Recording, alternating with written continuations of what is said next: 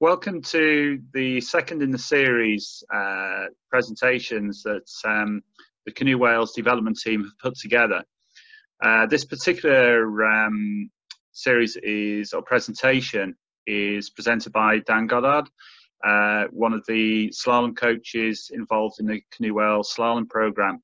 And we're going to be talking about the importance of doing a skill correctly, and also the hidden detail of a skill that you might not be aware of, but also how it's going to benefit you as a paddler. And this can be any type of paddler. It can be a recreational flat water paddler that just goes on the lake occasionally, or it can be somebody that runs rivers at weekends, or it could even be a sea paddler that goes out around the coast. Basically, if you're sat in a boat, this information is going to benefit you. So yeah, hi guys. As Jonathan said, I'm Dan Goddard. I'm a performance coach for Canoe Wales. This is just some reflections from some of my canoe slalom stuff that I do with my canoe slalom performance athletes, and again to see if we can apply it into more of your paddling.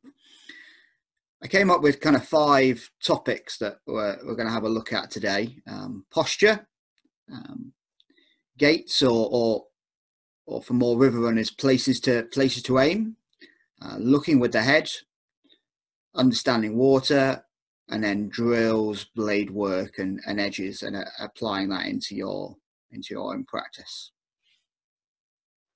So just going down to the first slide, posture. I mean, posture is so important to canoeing, to canoe slalom, and every kind of canoeing out there. And I guess the 3 key points I thought to posture were power transfer behind the stroke, efficiency of the stroke, and getting grip behind the blade. If we have grip behind the blade, then we can generate that power and get the boat moving really well. So I just want to show you a quick video.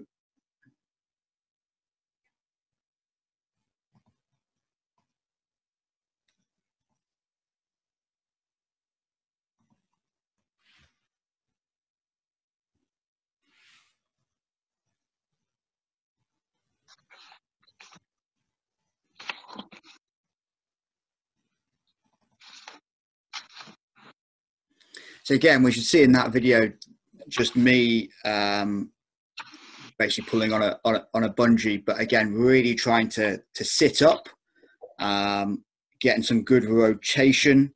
And again, I think that drill is a really good way of warming the body up on the flat before we get on the flat to warm up in the boat. And again, you can really think about holding with the core, achieving that rotation. I haven't even doing it now, looking at myself on the screen.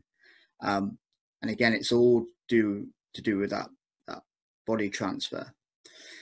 The other thing about posture, I think, is it can give you, with the grip behind the blade, it can give you some real good stability. If we have a quick look at the next video.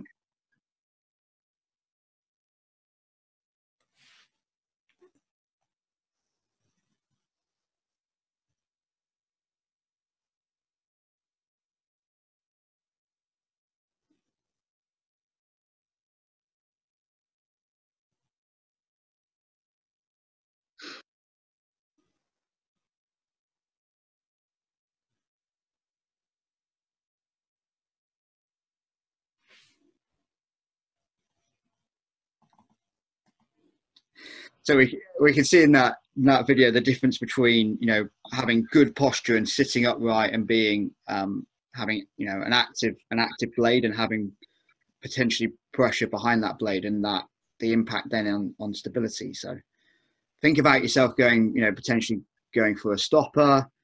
As you hit that stopper, if your body's a bit weak, and your posture isn't connected, obviously that stopper can then knock you and create some instability.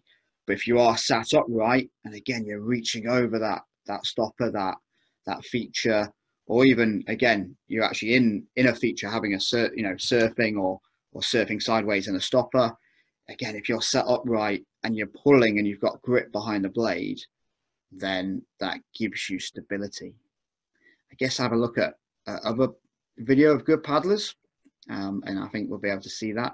I think a good way of seeing this is whenever you see a good paddler, and if you see a picture of a good paddler, I'm just thinking right now of someone like Bren Orton. You always see that he looks comfortable. He always looks in a good, strong position.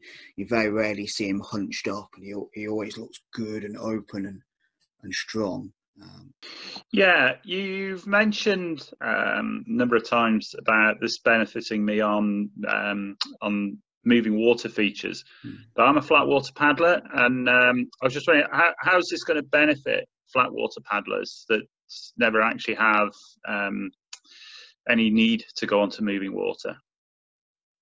Yeah, that's a good question. I think thinking about flat water paddling, again, that will come down to the power transfer and the efficiency of the stroke. If you think about you're paddling all day, if you can get 100% efficiency out of every stroke, you'll be able to paddle longer, you'll be able to paddle further, you'll be able to paddle probably, you'll get less tired. So you'll actually be able to spend more time on the water out and having fun. Yeah, I guess that comes from the efficiency and the power transfer and the grip behind the blade. Even on flat water, you can paddle longer, you can have more fun, you'll get less tired. So I find myself, or paddlers may find themselves a little bit restricted into being able to hold themselves with good posture. I know from personal experience, trying to sit up in a boat at my age is quite difficult.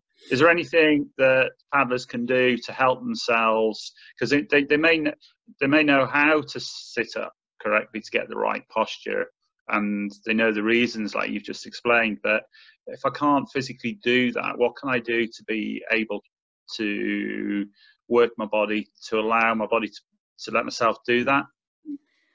I think a key thing is, first of all, a good warm up to get your body ready for that activity. And I think some of this will be covered potentially next week in Tommy Power's presentation, where he's looking a little bit more into strength and conditioning and the physical attributes to paddling. So hopefully that will be covered next week.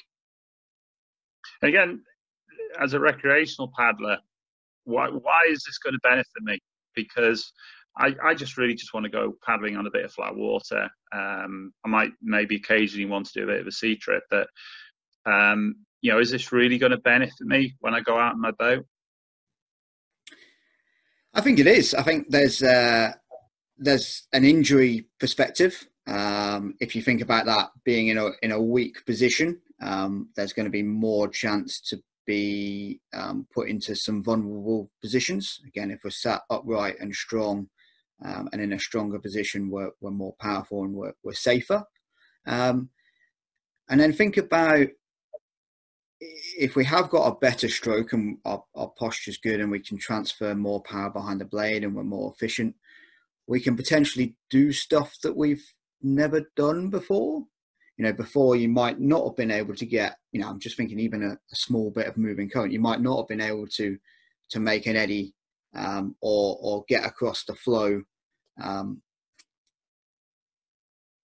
if we work on that posture and that power transfer, then potentially now we can.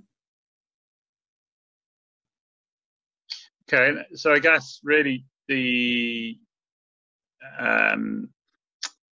posture is really important, because that's the foundations of being able to do any skill. Yes. If I haven't got good posture, then it doesn't matter how good I am at doing a sweep stroke or a bow rudder. I'm not going to get efficiency from that stroke if I've got poor posture. Is that right? That's a pretty much perfect explanation there. Yeah, and I think as we go through some more of the key points, I think we'll pretty much be reverting back to posture and how that plays a key part in everything we do as well. So that'd be good. Okay, cool. Thank you. I guess then that's moving on to the next slide about gaits and places to aim. I'm a little bit biased here, obviously being a slalom coach, but as I see it, slalom paddlers are sometimes some of the most precise and the most accurate paddlers on the water. And then I'm thinking, why is this? I mean, there's obviously some very good river runners that are very precise as well, but you know, why is slalom perceived as very precise and accurate? And I think just the fact of having gates on the river gives them somewhere to aim for. It gives them a challenge, and it gives them a goal. And I think, how could we apply this into river running, into sea paddling, and all the various other aspects of paddle sport? And I think that is by setting challenges and having a goal. So let's say we're trying to make an eddy. And sometimes it's very, I just want to make the eddy, rather than actually, could I aim for the top half of the eddy? Could I aim for the top third of the eddy? Could I aim right behind that rock? Can I, on moving water, create a new move for myself that I couldn't potentially do? You know, I want to S behind the rock, and then I want to jump into that eddy, surf across the wave, and finish up next to my mate with a big smile, going, "Ooh, you know, that was cool, wasn't it?" Again, in making that, setting challenges to make our enjoyment on the river more fun, rather than just, you know, potentially just running straight down the river. Could we use the features of the river more to enjoy our experience? And I guess going along with that, every stroke in canoe slalom is critical and has a purpose. I would say that almost every stroke is sacred. It wants to be doing something to propel the boat forwards. Now, that's not saying you can't, you know, just bumble on down the river, but there'll be certain times where that move is really important, to either make that eddy above a drop, or to hold the bows up on the ferry glide across the river if we're learning to paddle. And the better those strokes are, and if that stroke is critical and has a purpose, then we're going to be more in control on the river. And I guess that takes on to the next slide, about looking with the head. Looking with the head generally means you are looking up, and we're looking where we're going. Again, that increases our posture, or increases the chance of having good posture, which, as we said before, increases our power and connectivity and efficiency. But the fact of just looking into that section of river that we want to get to means we're planning our route down, and we're potentially more aware of what's happening on the river. I guess that's something, again, that slalom paddlers have to be good at, because they have to know where gates are going down a river. But potentially, if we could apply that into other forms of paddle sport, that again might make us better paddlers. So you've mentioned about using eddies of key dating points to be able to judge as to how accurate I am at getting a boat to a certain point, and having the control with putting pre-turn on and sweep strokes and driving the boat into the eddy at a precise point. If I'm actually just paddling on a lake, am I right in thinking then, if I'm looking at my forward paddling, what I could potentially do is look at maybe two features on the river bank or the lake bank? It could be two lampposts, or it could be a couple of trees, and just maybe counting my strokes between those two points, and then thinking to myself how I can improve my forward paddling, and then repeating that over that distance and seeing if I actually get between those 2 points with less strokes and less effort. Would that be a good way of doing that? I think that'd be a perfect way. Again, that's just setting yourself a challenge, of something to challenge yourself on. And I guess if you know that route takes you 20 strokes, you know, the next time, can you do it in 19? Can you do it in 18? again, have a goal in place for that. And I think even just paddling on the flat, for tracking of the boat paddling forwards, if you're actually looking at something, you're going to travel to where you're looking. If you're paddling forwards and obviously you want to take in the scenery around you and enjoy that experience, but actually if you're not looking where you're going, your boat, when you're forward paddling, can tend to veer off and wave a little bit. One thing I was thinking about was that a coach once told me that for me to actually paddle quicker and more efficiently, I actually needed to paddle slower. Is that right? And if that's correct, why is that the case? I guess when we say slower, I think it's probably thinking about the timing of strokes and placing in those critical strokes when they're needed. So we're just about to run over a drop and we want to put a stroke in to jump or to boof. Again, that stroke wants to be timed on the lip to be able to lift. If we're there rushing and just paddling, let's say frantically, we don't hit those key strokes. I think that's probably then a good way of thinking about those strokes.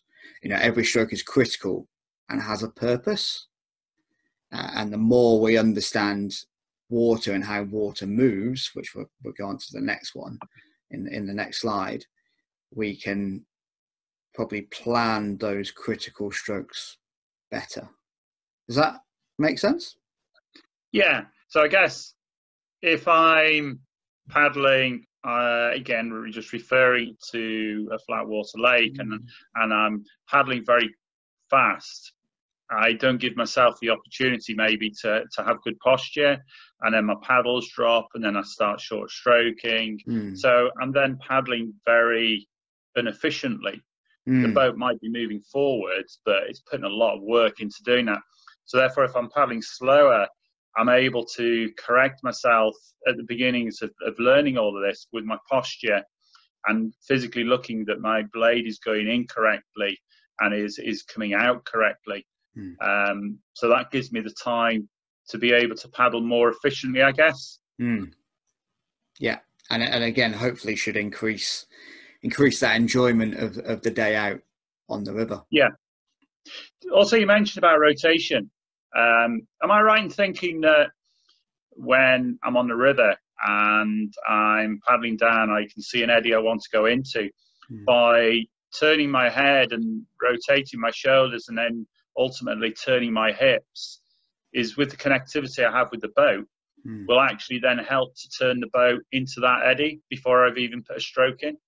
Yeah, I mean, think about just paddling in a straight line and then looking and rotating your shoulders. The boat is naturally going to veer off of going in a straight line, isn't it? So the fact of just looking with that head almost primes the turn, we say in slalom, but it helps the boat move before we've even done a stroke or thought about our edges, because of that connectivity, as you say. So that's pretty cool.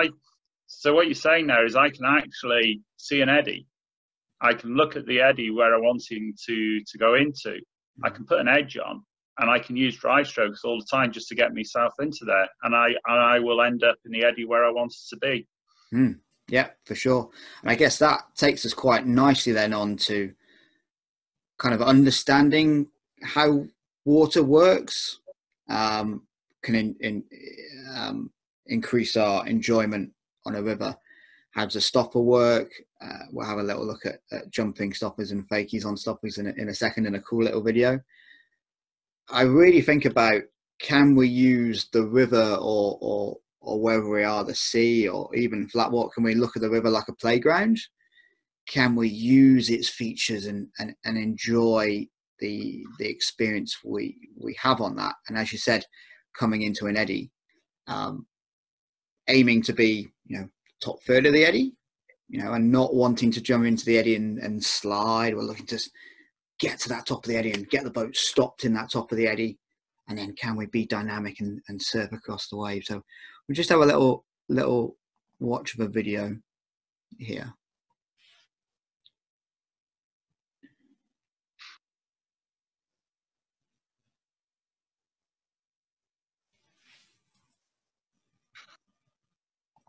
Again, what I like about this video is if we pause it kind of at this point, the paddler's actually leaning upstream on the back of the stopper.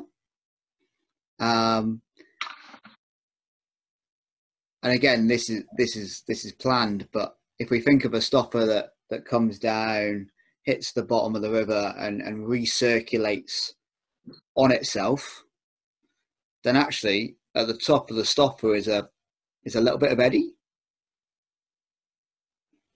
And how can we use that eddy on the back of a stopper to navigate our way down a river better? And again, this is just a little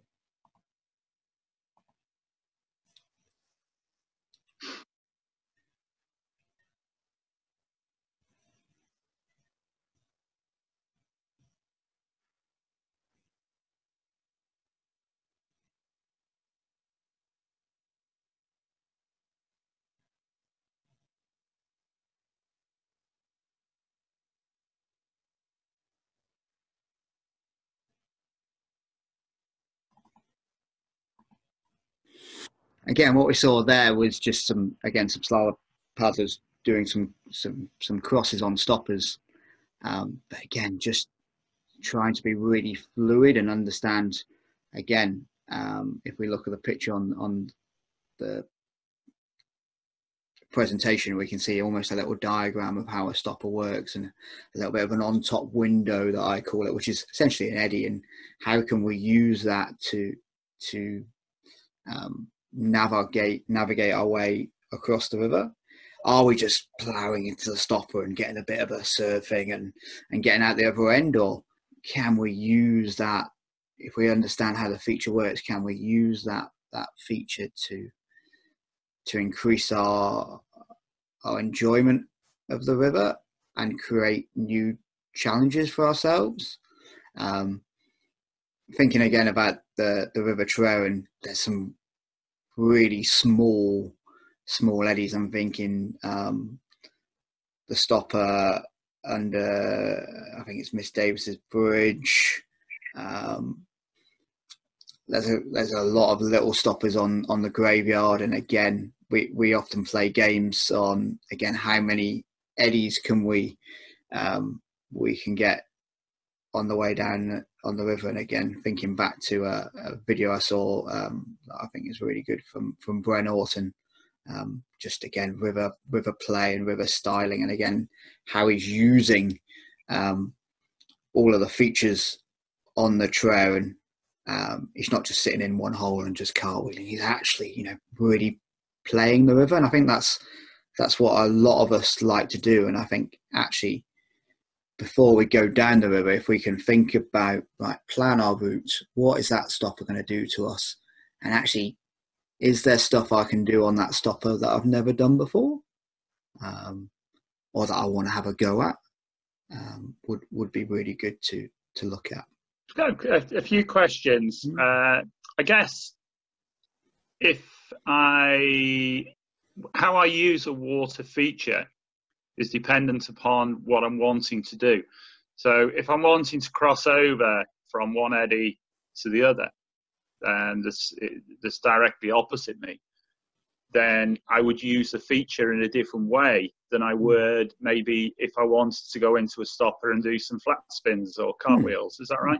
Yeah. But again, that's, if we know how the stopper works, we know that, the pit of the stopper, or, in the stopper is quite grippy, and that's going to hold us to be able to play around. But actually, I want to use it to help me go across. Again, at the end of the presentation, there'll be some resources or some web pages I've done that might be good for people to do some further reading on, if they want to, and basically there's some cool videos to watch, similar to what we've had a look at so far, that might be quite useful to look at. So I guess to do this correctly, boat position when you're going into the feature is very important as to what the outcome will be. Yeah, so as I said, if we're looking to want to use the back of the stopper, actually, we don't necessarily want to just charge in it.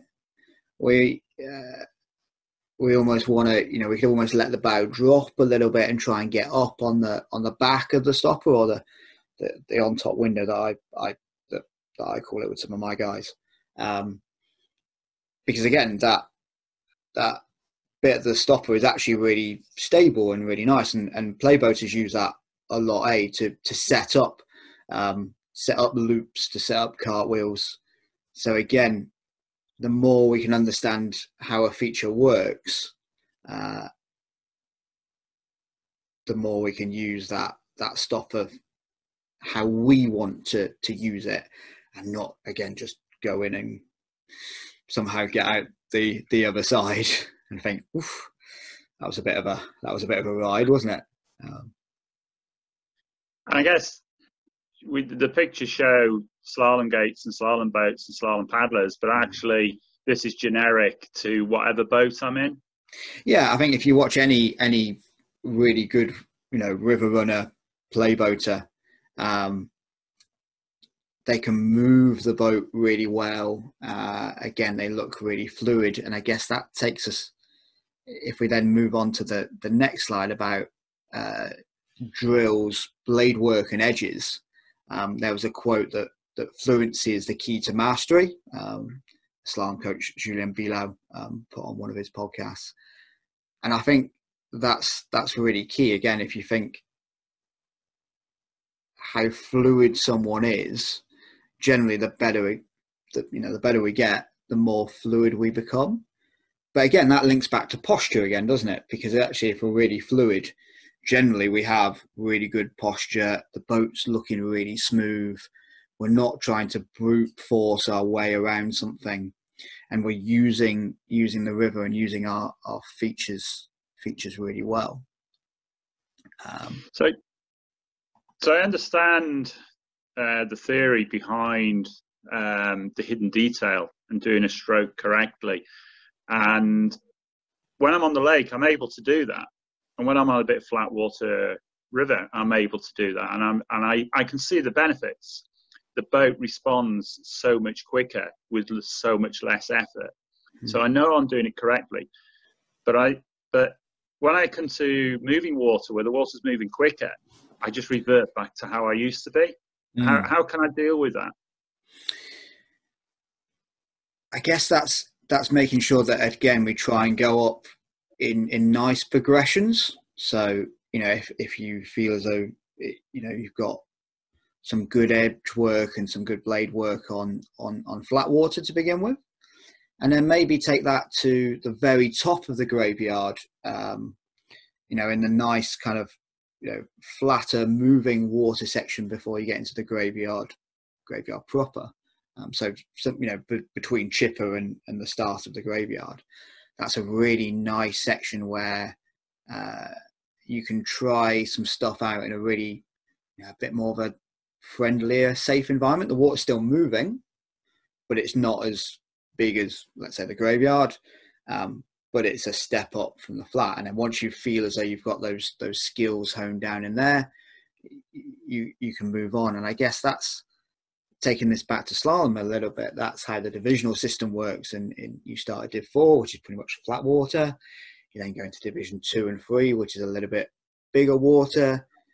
Div 1 then is bigger water again, and then Premier is the biggest water that canoeists paddle on, which is Lee Valley, Home Pier Point, Graveyard. But again, those skills, as they've gone up through the divisional system, have been honed each time, and progressed nicely, I guess. So I'd say this is probably where I would do something very similar on a river, where you start off at the more gentle area, and you're able to make an eddy precisely in the area that you want it to be in. But then once you get onto bigger water and the eddies become smaller, and there's less tolerances or less opportunities to make a mistake. And you're looking at that eddy and you're thinking, oh, actually, I've only got one chance. And if I don't make it, I'm going to go down somewhere where I don't really want to go at that point. So by me knowing that I have the control of my boat through paddling efficiently, I know that I can make that eddy. And that enables me to have the confidence to do what I'm there to do. And I guess that's the importance then of drills, you know, of blade work and edges, because essentially what you're trying to do there is prepare your skill set for a higher level river. And I think thinking back to, you know, to going somewhere there's a slalom course, but it's also a good river in Bourg Saint-Maurice in France, a very big kind of high volume piece of water.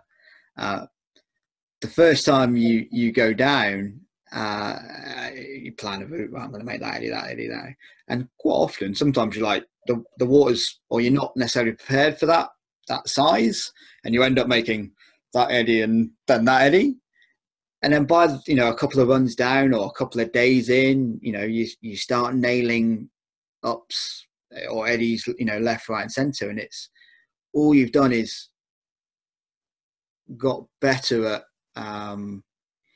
or your brain has got better at working out the speed of the water. I guess that's why you struggle, you know, you might struggle with something on the flat and moving water into white waters, because that white water is moving a lot quicker, isn't it? So you have less time. So the more we can develop our skills on that smaller water, they can play a bigger role when we do progress up into bigger white water as well. So actually that links in quite well into the next question. I paddle on Tryweryn quite often at weekends, and generally I just go up with a few mates, just jump on the water at the top, and we enjoy ourselves going down, and then we get off and go to Mannon's Cafe afterwards. And but is it a good idea occasionally just maybe to have a bit of a plan as to what you're wanting to do out of that session, so as you can put in this type of information and maybe work it together with other paddlers, and then to be able to get off knowing that, when I got on, I couldn't do that, or I couldn't do it as well as I can now. And the reason I can now do it is because I had a bit of a session, a bit of a plan as to what I'm wanting from that paddling session.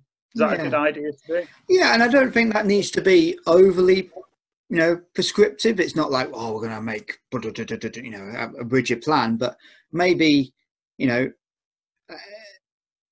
right, I'm gonna, you know, next time I go to trail and I want to make, you know, a particular eddy that I either didn't make or I didn't try last time.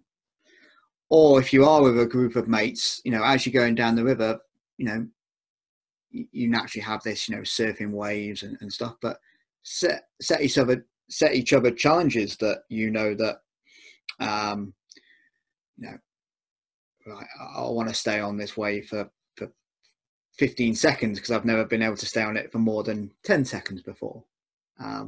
Again, the better we know how that wave works, then that increases our chances of being able to stay on that wave.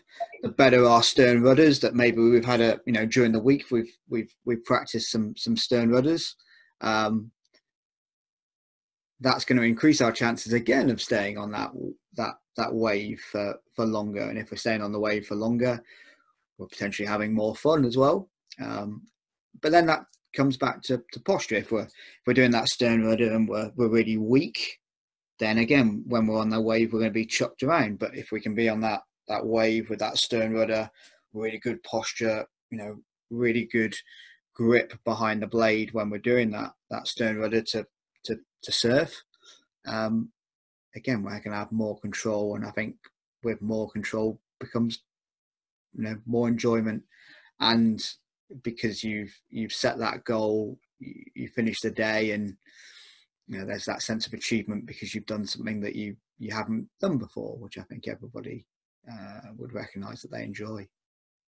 Yeah, I think I was thinking when you were talking then about that, is that there's quite a few times I've gone on to a river or I've done something in canoeing and I've thought, whoa, actually, that was really good. And then I thought back, but why was it good?